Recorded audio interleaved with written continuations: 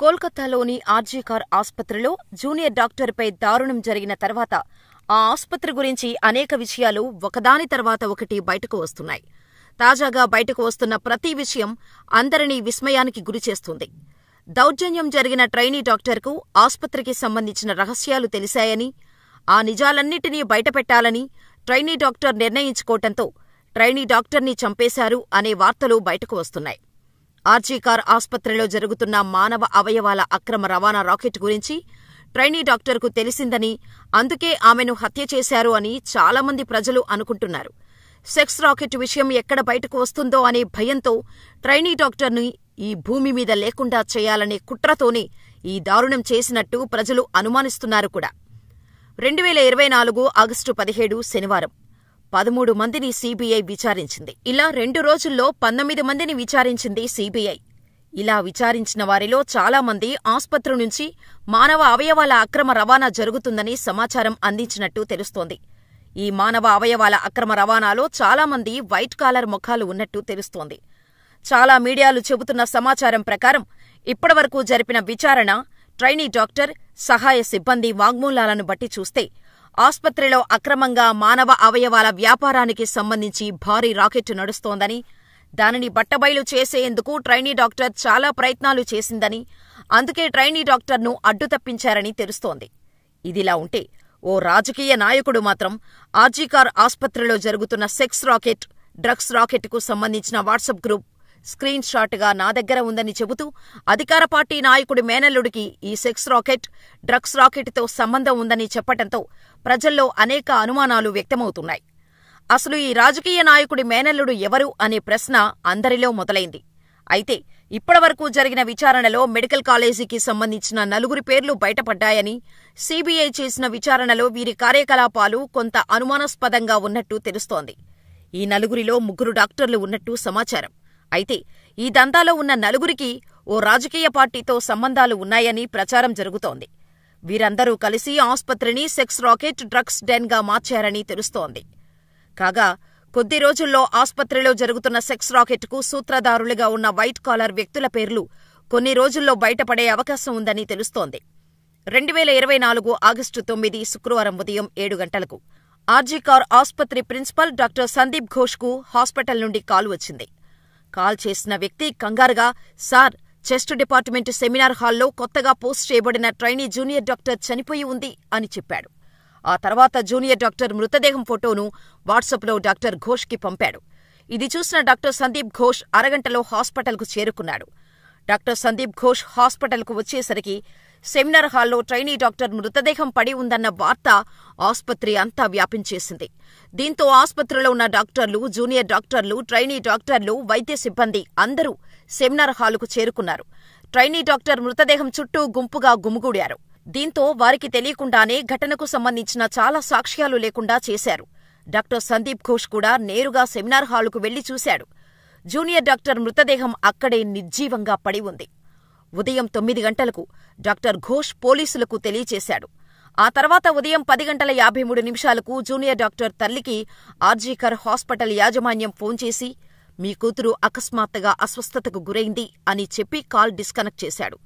ఏ సమాచారం సరిగ్గా ఇవ్వకపోవటంతో భయాందోళనకు గురైన తల్లి వెంటనే అదే నెంబర్కు తిరిగి కాల్ చేసింది. తన కూతురికి ఏమైంది అని ప్రశ్నించింది. మీరు వెంటనే ఆస్పత్రికి రండి అని మళ్లీ ఫోన్ డిస్కనెక్ట్ అయింది. ఆ తల్లి ఉండలేక మళ్లీ అదే నెంబర్కు డయల్ చేసింది. ఈసారి అసిస్టెంట్ సూపరింటెండెంట్ ఫోన్ లిఫ్ట్ చేసి సమాధానమిచ్చాడు. మీ కూతురు ఆత్మహత్య చేసుకుంది, మీరు త్వరగా రండి అని చెప్పాడు. కూతురి ఆత్మహత్య వార్త విన్న తల్లిదండ్రులు వెంటనే ఆస్పత్రికి పరుగులు తీశారు. ఎవరూ కూతురుని చూడటానికి పంపించటం లేదు. ఒక్కసారైనా కూతురి ముఖాన్ని చూపించండి అంటూ ట్రైనీ డాక్టర్ తల్లిదండ్రులు వేడుకున్నా ఎవరూ వారిని కూతురు దగ్గరకు పంపించలేదు. మధ్యాహ్నం 3 గంటల సమయంలో తల్లిదండ్రులకు కూతురు మృతదేహాన్ని చూపించారు. ఆ శరీరాన్ని చూసిన తల్లిదండ్రులు తన కూతురు ప్యాంటు తెరిచి ఉందని, శరీరం మీద గుడ్డముక్క మాత్రమే ఉందని అంటున్నారు. చేతులు విరిగిపోయి కళ్ల నుంచి, నోటి నుంచి రక్తం కారుతోందని, మృతదేహాన్ని చూసిన వెంటనే ఇది ఆత్మహత్య కాదని, హత్య అని అక్కడికక్కడే వైద్యులకు చెప్పింది ఆ తల్లి. తండ్రి కూడా తన కుమార్తె మృతదేహం చూసి, నా కుమార్తెను సెమినార్లో హత్య చేయలేదు, హత్య చేసిన తర్వాత మృతదేహాన్ని సెమినార్ హాల్కి తీసుకొచ్చారు. ఆగస్టు 9 శుక్రవారం రాత్రి వరకు జూనియర్ డాక్టర్ గురించి చెప్పిన కథంతా అసంపూర్ణమే. కోల్కతా పోలీసులు కూడా ఈ కేసును సరిగ్గా దర్యాప్తు చేయలేదు. దీంతో నిరసనలు దేశవ్యాప్తంగా రావటంతో కోల్కతా హైకోర్టు కేసును హడావుడిగా సీబీఐకి అప్పగించింది. సీబీఐ బృందం కూడా వెంటనే ఢిల్లీ నుంచి కోల్కతాకు వెళ్లి విచారణ ప్రారంభించింది. ఇలా ఈ కేసులో రంగంలోకి దిగిన సీబీఐ ముందుగా కోల్కతా పోలీసులను విచారించింది. ఈ విచారణలో కోల్కతా పోలీసులు చెప్పిన విషయాలు ఇలా ఉన్నాయి. 2024 ఆగస్టు 9 ఉదయం 9:15 సెమినార్ హాలుకు చేరుకున్నప్పుడు పోలీసులు మృతదేహాన్ని చూశారు. జూనియర్ డాక్టర్ పడి ఉన్న ప్రదేశంలో mobile phone, laptop, Bluetooth neck band కనిపించాయి. దాన్ని కోల్కతా పోలీసులు జూనియర్ డాక్టర్ మొబైల్కి కనెక్ట్ చేశారు. కానీ ఆ బ్లూటూత్ ఆమె ఫోనుకు కనెక్ట్ కాలేదు. దీంతో ఆ బ్లూటూత్ తనది కాదు అని నిర్ధారణకు వచ్చారు. సెమినార్ హాల్ను పూర్తిగా పరిశీలించారు. సెమినార్ హాల్ లోపల సీసీ కెమెరాలు లేవు. సెమినార్ హాలుకు వెళ్లే మార్గాల్లో ఉన్న కొన్ని కెమెరాలు చూశారు. ఈ కెమెరాల్లో చాలామంది సెమినార్ హాలుకు వస్తూ పోతూ కనిపించారు. కోల్కతా పోలీసులు వారితో విచారణ ప్రారంభించారు. ఇంట్రాగేషన్లో కెమెరాలో ఉన్న ఒక వ్యక్తి మినహా మిగిలిన వారంతా ఆస్పత్రి సిబ్బంది అని తేలింది. ఆ వ్యక్తి ఎవరో కాదు, సంజయ్ రాయ్, కోల్కతా సివిక్ వాలంటీర్. పోలీసులకు దొరికిన హెడ్సెట్ సంజయ్దే. అక్కడ పడిపోయిన విషయం సంజయ్ గుర్తించలేదు. ఈ ఇన్సిడెంట్ తర్వాత సంజయ్ కంగారుగా అక్కడి నుంచి వెళ్లిపోయాడు. మృతదేహం బయటపడ్డాక ఏం తెలియనివాడిలా తాను కూడా వచ్చి సానుభూతి చూపించాడు. హత్యాస్థలంలో దొరికిన హెడ్సెట్ కూడా అతడిదేనని తేలటంతో సంజయ్ని అరెస్ట్ చేశారు పోలీసులు. ఆ తర్వాత పోలీసులు వారి స్టైల్లో విచారణ చేశారు. సంజయ్ నేరం అంగీకరించాడు. ట్రైనీ డాక్టర్పై దారుణానికి ఒడిగట్టిన తర్వాత నిందితుడు పక్కా ప్లాన్ చేశాడు. వెంటనే సంజయ్ రాయ్ ఇంటికి వచ్చి సాక్ష్యాలను నాశనం చేసేందుకు ప్రయత్నించాడు. తను వేసుకున్న దుస్తుల్ని ఉతికి పడుకున్నాడు. ఎంత తెలివైన నేరస్తుడైనా ఓ క్లూ అయినా వదిలినట్టు సంజయ్ షూపై రక్తపు మరకలు అతడిని పట్టించాయి. అయితే ఈ కేసులో మరెవరికైనా సంబంధం ఉందా అని పోలీసులు ఆరా తీస్తున్నారు. అయితే విచారణలో చేసిన తప్పునకు సంజయ్ ఎలాంటి పశ్చాత్తాపం వ్యక్తం చేయటం లేదు. అంతేకాదు, నన్ను ఉరితీయాలనుకుంటే తీయండి అంటూ ఖరాఖండిగా చెప్పాడట కూడా.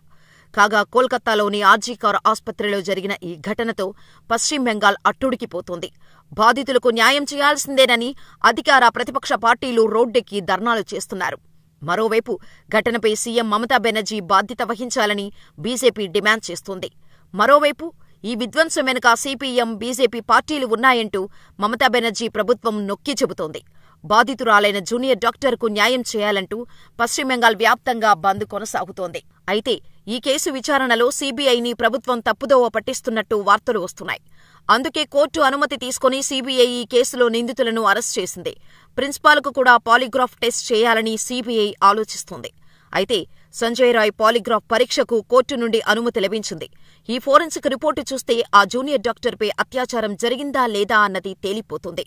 అందుకే దేశంలో ప్రతి ఒక్కరూ ఫోరెన్సిక్ రిపోర్టు కోసం ఎదురుచూస్తున్నారు.